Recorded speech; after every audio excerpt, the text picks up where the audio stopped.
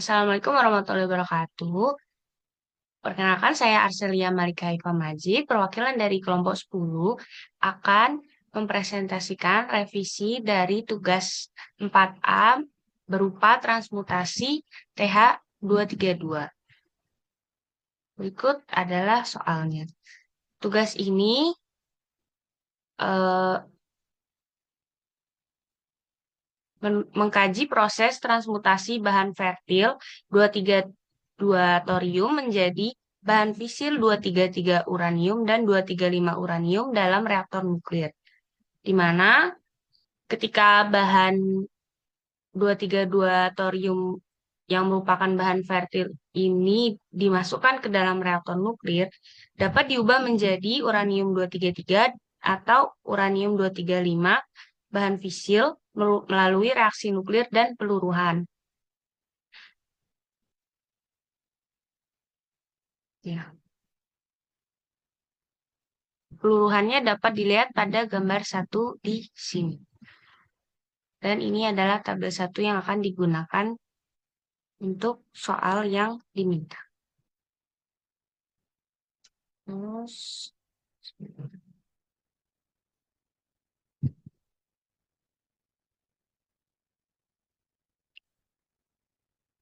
coding dimulai dengan mengimport NumPy dan Matplotlib-Pyplot, di mana coding ini yang kita mulai itu untuk mensimulasikan evolusi massa bahan nuklir dalam reaktor, terutama untuk proses transmutasi dan peluruhan nuklir dari isotop seperti thorium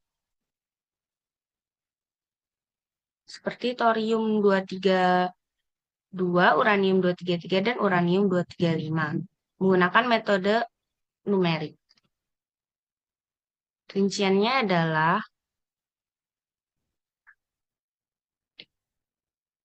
pertama dimasukkan konstanta Avogadro senilai sekian, lalu massa molar dari senyawa thorium oksida dan uranium oksida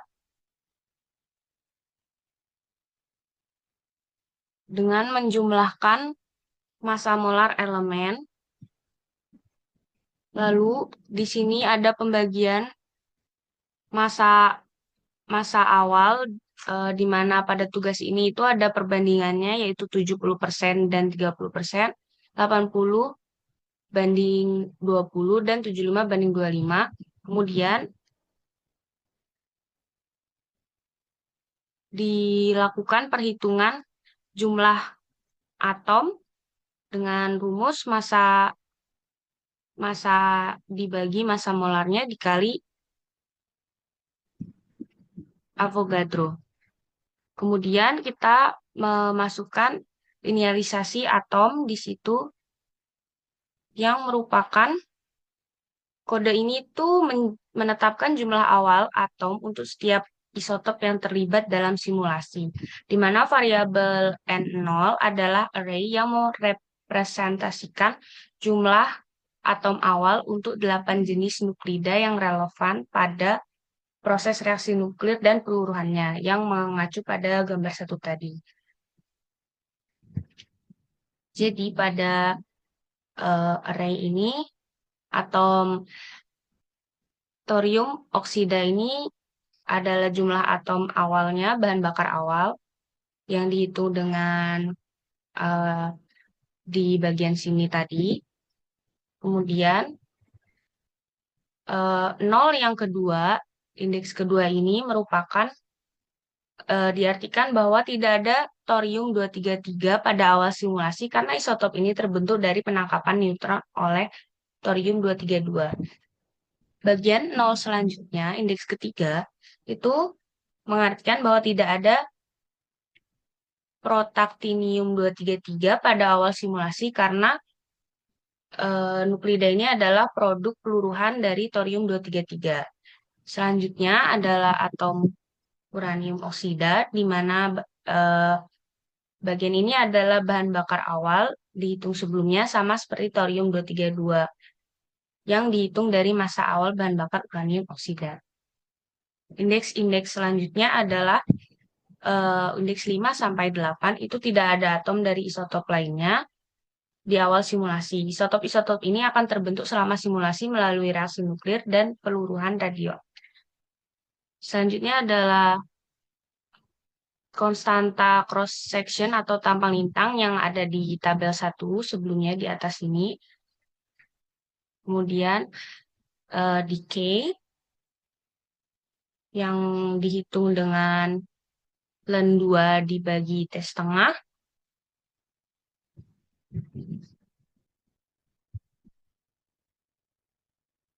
Lalu di sini adalah parameter dari simulasinya. Kode ini mendefinisikan parameter utama untuk menjalankan simulasi evolusi bahan bakar nuklir, di mana bagian time steps itu adalah menghitung jumlah total detik dalam 1 tahun, karena simulasi akan mencakup periode 1 tahun dengan evolusi bahan bakar dihitung pada interval waktu tertentu. Kemudian time array di sini, DT di sini adalah mendefinisikan langkah waktu simulasi delta T dalam detik, yaitu 3.600 detik atau 1 jam. Kemudian time array adalah membuat array waktu diskrit dari T0 hingga T time steps dengan interval waktu sebesar DT. Array ini merepresentasikan titik-titik waktu di mana jumlah atom isotop akan dihitung. Ke bagian selanjutnya adalah penyelesaian untuk persamaan diferensial ordinernya. Oh maaf, ini terlewat. Ini adalah flux, yaitu variasi flux yang diminta dari soal, yaitu 10 pangkat 13, 10 pangkat 14, dan 10 pangkat 15. Baru kita pindah ke metode penyelesaiannya, yaitu metode Runge-Kutta-Orde 4. Jadi metode ini tuh digunakan karena berdasarkan yang kami baca, metode ini adalah metode yang paling akurat atau akurasinya tinggi. Fungsi di sini digunakan untuk memperbarui nilai N, yaitu jumlah atom isotop dalam simulasi pada setiap langkah waktu atau DT tadi, di mana terdiri dari array jumlah atom, waktu saat ini, dan flux.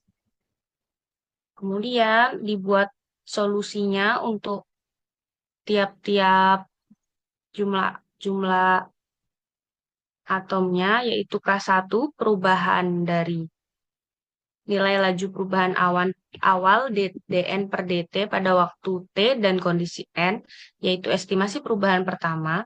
Kemudian K2 yaitu penggunaan kondisi N ditambah 0,5 ini merepresentasikan estimasi perubahan di pertengahan langkah waktu, dan K3 lalu K4 yang merepresentasikan estimasi perubahan pada akhir langkah waktu, kemudian dikembalikan ke solusi akhirnya untuk mengambil rata-rata tertimbang dari K1, K2, K3, dan K4. Selanjutnya adalah penjabaran dari diferensial model matematis dari peluruhannya, di mana hal ini jika melihat dari gambar di atas, di sini,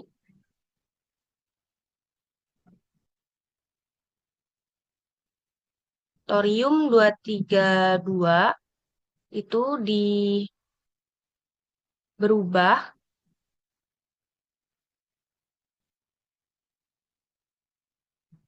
karena ada penangkapan neutron, sehingga penurunannya akibat reaksi dari neutron dan penurunan akibat alfa. Kemudian di sini juga sama, penangkapan neutron, kemudian peluruhan beta. Untuk Selanjutnya, dia terbentuk dari peluruhan thorium-233 dan peluruhan beta dan juga penangkapan neutron. Selanjutnya, dibentuk dari peluruhan protactinium-233, kemudian meluruh dengan alfa dan fisi. Kemudian selanjutnya dibentuk dari penangkapan neutron oleh uranium-233 dan mengalami peluruhan alfa. Kemudian selanjutnya dibentuk dari peluruhan thorium-234 dan mengalami peluruhan alfa dan membentuk Pa233.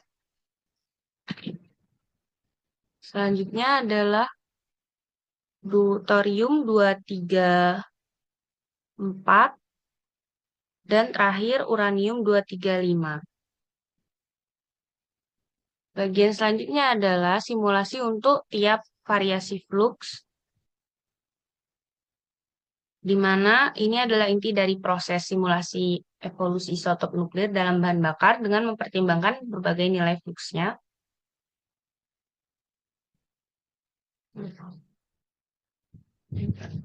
Bagian ini adalah untuk inisialisasi jumlah atom dengan N0 adalah variabel sebelumnya yang sudah didefinisikan di atas merupakan array jumlah atom awal untuk semua isotop, sehingga pada awal setiap simulasi untuk setiap nilai flux, N diatur ulang ke kondisi awal. Kemudian,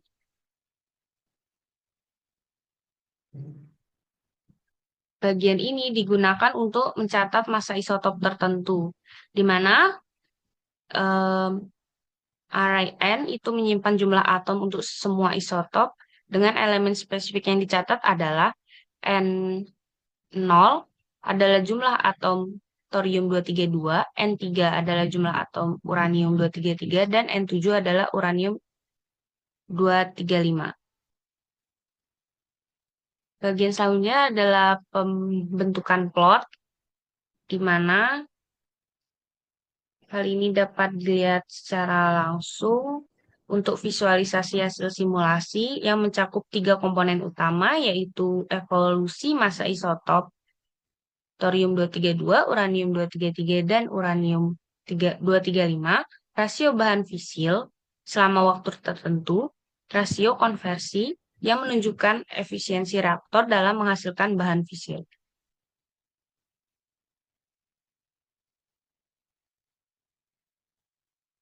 Bagian ini adalah untuk konversi satuan hari untuk keperluan plotting. Kemudian 3 bagian ini merupakan konversi jumlah atom ke massa, di mana setiap jumlah atom dikalikan dengan massa molar dan dibagi dengan bilangan Avogadro untuk mendapatkan massanya.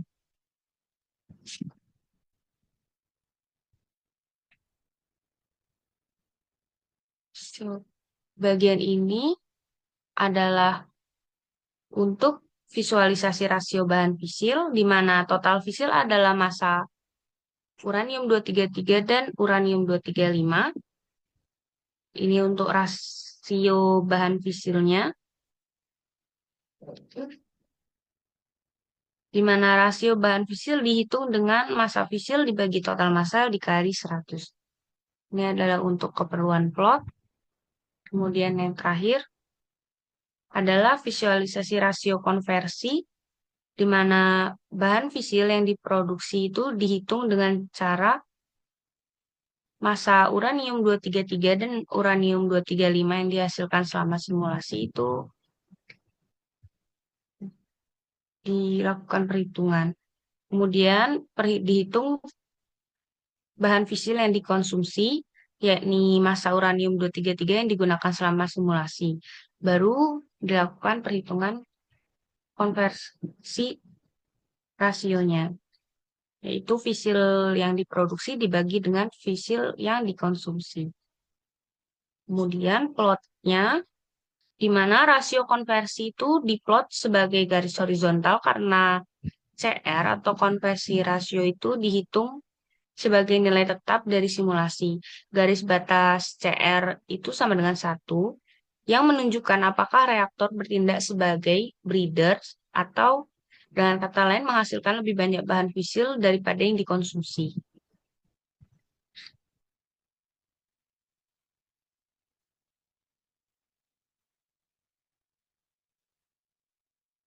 Oke. Untuk hasil dari grafik akan dilanjutkan oleh teman saya secara berurutan, Iva, Zilda, dan Dea. Baik, untuk selanjutnya saya akan menjelaskan tentang grafik dari hasil coding kami. Yang pertama yakni grafik massa bahan bakar. Jadi di grafik tersebut dapat dilihat penurunan massa 232 TH dan peningkatan awal massa 233U yang menunjukkan peran transmutasi dalam siklus bahan bakar. Selain itu, ketika flux netron meningkat, misalnya pada 10 pangkat 15 ini, pembentukan uranium 233 dari thorium 232 itu dipercepat. Namun konsumsi uranium 233 melalui fisi juga meningkat yang menyebabkan penurunan masanya. Sedangkan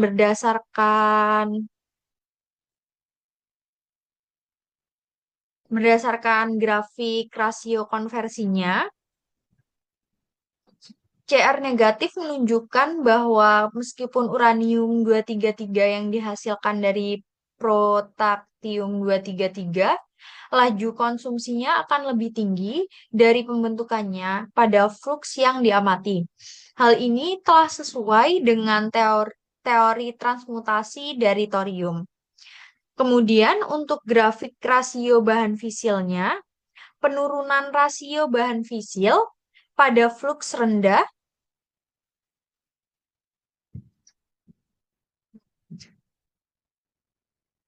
penurunan rasio bahan fisil pada flux rendah hingga sedang diindikasikan laju konsumsi uranium U233 yang dominan.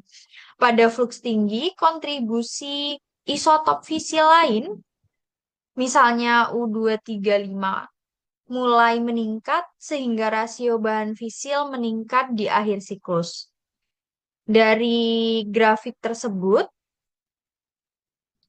dapat dilihat bahwa kontribusi dari Protactinium 233 yakni memiliki waktu paruh sebesar 27 hari yang menyebabkan penundaan dalam pembentukan uranium U233 pada flux rendah hingga sedang. Ini menghambat kemampuan reaktor untuk mempertahankan rasio konversi tinggi.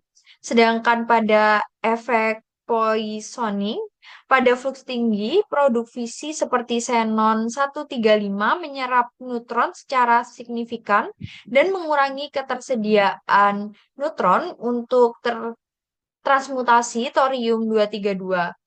Hal ini mempengaruhi keseimbangan bahan fisil. Dan selanjutnya, flux yang tinggi meningkatkan laju transmutasi serta fisi, namun hal ini juga mempercepat konsumsi uranium U233 yang menjelaskan penurunan tajam rasio bahan fisil di awal siklus pada flux 10 pangkat 15 N per centimeter kuadrat per detik. Berdasarkan hal tersebut, dapat dilihat bahwa gambar rantai perluruhan mendukung hasil grafik sehingga siklus bahan bakar thorium menghasilkan uranium U233 sebagai isotop fisil utama.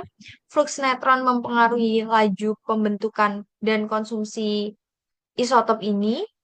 Kemudian pengoptimalan siklus thorium memerlukan pengolahan flux neutron dan waktu iradiasi untuk memastikan rasio konversi yang mendekati atau melampaui 1. Selanjutnya saya akan menjelaskan lebih lanjut terkait grafik untuk komposisi bahan bakar dengan perbandingan thorium oksida dibandingkan dengan uranium oksida dengan besar 75:25. Dengan kandungan thorium oksida sebesar 75%, bahan bakar ini memiliki cadangan 232 thorium yang cukup besar untuk transmutasi menjadi 233 uranium, isotop fisil utama dalam siklus bahan bakar thorium. Jumlah thorium oksida yang lebih dominan dibandingkan skenario 70 dibandingkan 30 memastikan peningkatan produksi 233 uranium secara bertahap, terutama pada flux neutron sedang hingga tinggi, yaitu 10 pangkat 14 neutron per sentimeter persegi per second, dengan waktu operasi yang cukup panjang. Pembentukan 233 uranium dapat mendominasi menghasilkan bahan fisil baru yang signifikan untuk mempertahankan reaksi fisi.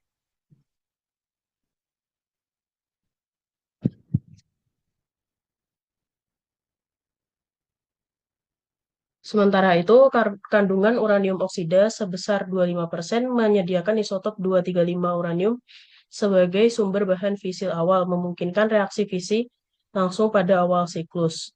Dibandingkan dengan komposisi 80-20, kandungan 235 uranium yang lebih tinggi memberikan kontribusi neutron awal yang lebih besar, mendukung transmutasi 232 thorium menjadi 233 Pa dengan lebih efisien.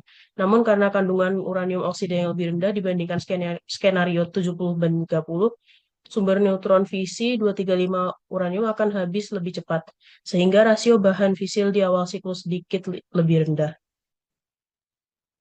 Selanjutnya terkait conversion rate, komposisi ini cenderung memberikan nilai mendekati 0 atau sedikit negatif pada awal siklus karena konsumsi 235 uranium mendominasi sebelum 233 uranium diproduksi dalam jumlah signifikan. Namun, seiring berjalannya waktu, conversion rate dapat meningkat mendekati atau bahkan mencapai nilai 1 jika flux neutron cukup tinggi dan waktu operasi cukup panjang.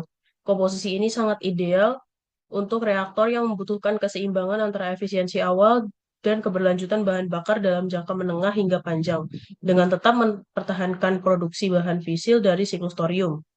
Optimalisasi parameter operasi seperti flux neutron dan waktu iradiasi menjadi kunci untuk memaksimalkan potensi dari komposisi ini. Terkait conversion rate atau rasio konversi, komposisi ini cenderung memberikan nilai mendekati 0 atau sedikit negatif pada awal siklus, karena konsumsi uranium 235 mendominasi sebelum uranium 233 diproduksi dalam jumlah signifikan. Namun, seiring berjalannya waktu, conversion rate dapat meningkat mendekati atau bahkan mencapai nilai 1 jika flux neutron cukup tinggi dan waktu operasi cukup panjang. Komposisi ini sangat ideal untuk reaktor yang membutuhkan keseimbangan antara efisiensi awal dan keberlanjutan bahan bakar dalam jangka menengah hingga panjang, dengan tetap mempertahankan produksi bahan fisil dari siklus thorium.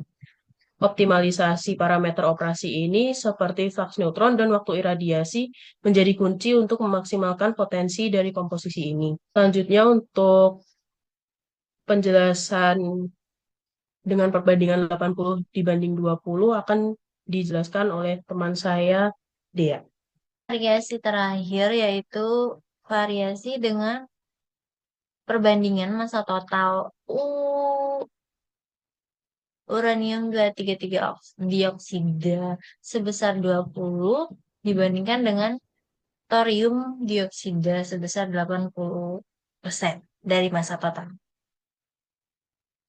Didapat diperoleh beberapa grafik yang sebagai berikut. Nah, yang pertama itu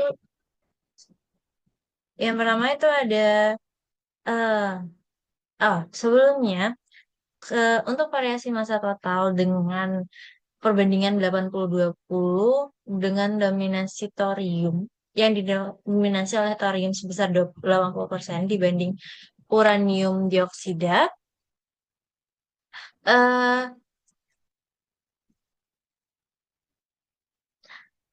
Dengan kandungan thorium dioksida yang lebih tinggi dibandingkan skenario 75/25 ya, seperti sebelumnya, hal ini akan terjadi. Thorium 232 menjadi lebih banyak, tersedia untuk transmutasi menjadi uranium 233.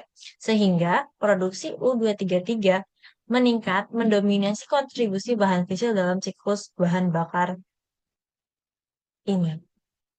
Peningkatan massa uranium 233 juga akan terlihat dalam jangka waktu operasi yang lebih panjang karena laju transmutasi thorium tadi tetap bergantung pada flux neutron. Selanjutnya, dikarenakan uranium dioksidanya hanya sebesar 20%, eh, ini berarti kontribusi U235 terhadap reaksi fisi awal lebih rendah dibandingkan dengan komposisi sebelumnya, dua variasi komposisi sebelumnya.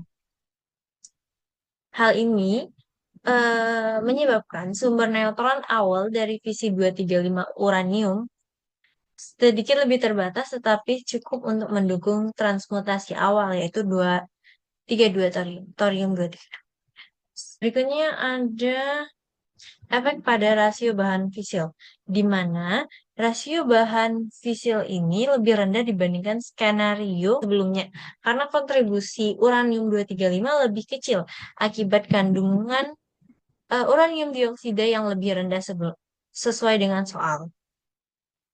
Peningkatan rasio bahan fisilnya juga akan mulai terlihat setelah uranium 233 dihasilkan dalam jumlah yang signifikan, kurang lebih 27 hari sejak awal siklus.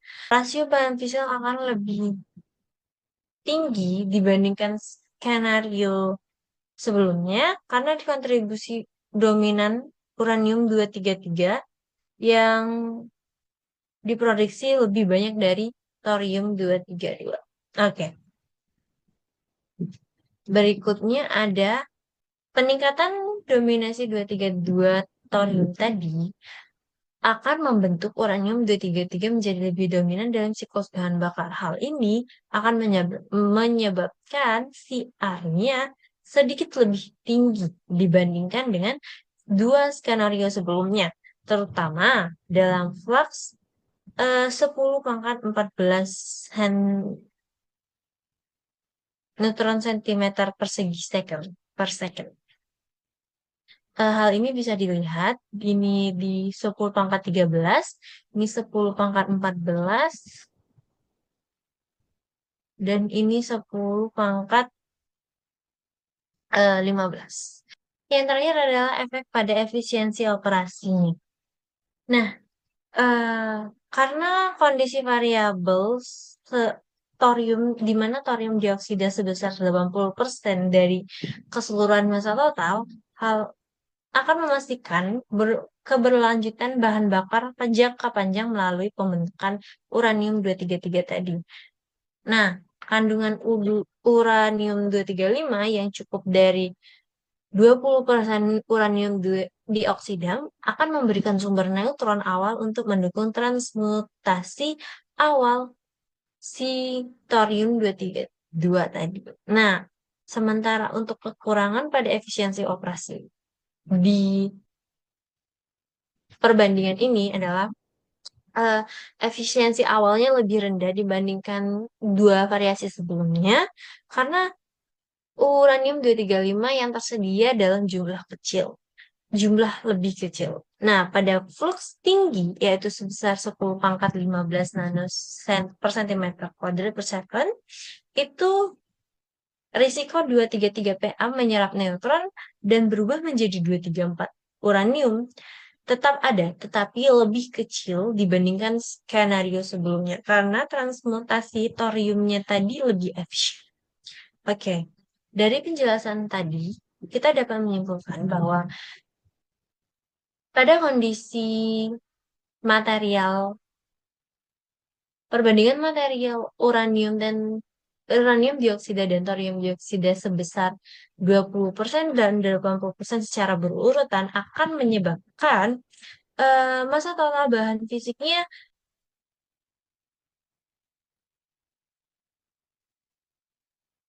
meningkat lebih cepat setelah waktu peluruhan 233 Pa. Sementara massa total bahan di akhir siklus, massanya akan lebih tinggi dibandingkan skenario sebelumnya. Nah, sedangkan untuk rasio konversinya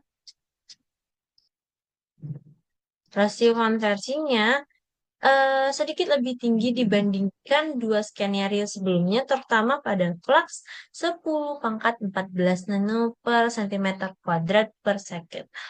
Terakhir, ada rasio bahan fisilnya akan lebih stabil dan cenderung lebih tinggi di akhir siklus dibandingkan dengan dua skenario sebelumnya karena kontribusi uranium 233 yang lebih besar.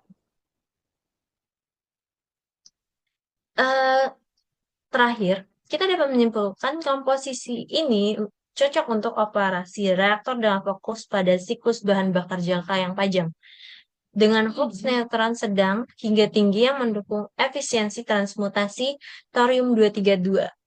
Untuk mencapai efisiensi maksimal, perlu dioptimalkan waktu iradiasi agar Pa233 sepenuhnya meluruh menjadi 233 uranium. Sekian dari presentasi dari kelompok kami. Terima kasih atas perhatiannya.